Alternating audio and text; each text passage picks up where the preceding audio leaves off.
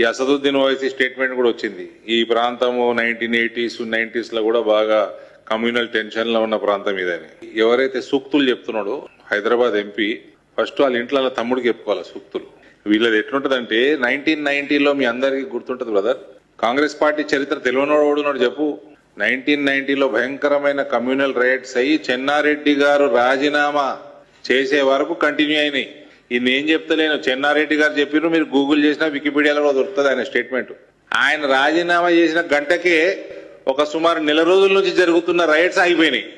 ఇది కాంగ్రెస్ చరిత్ర.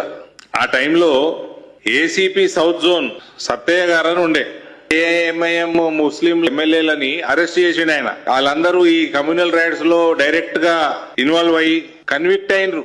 సత్తయ్య ఈ ఎంఐఎం లీడర్లని వాళ్ళ మీద యాక్షన్ తీసుకుని అరెస్టులు చేసిండని ఈ కానిస్టేబుల్, వీడి పేరేంది, అబ్దుల్ ఖాదీర్, చంపేస్తే ఏసీపీని కన్విక్ట్ అయిన కానిస్టేబుల్ మొహమ్మద్ అబ్దుల్ ఖదీర్ ని జైలుకెళ్ళి బయటికి తీసుకొచ్చారు వీళ్ళు, ఈ కాంగ్రెస్ ప్రభుత్వం. ఈ సత్తయ్యని చంపేస్తే ఆయన బయటికి తీసుకొచ్చారు. అది ఇలా చరిత్ర కాంగ్రెస్ వాళ్ళది, ఎంఐఎం వాళ్ళది.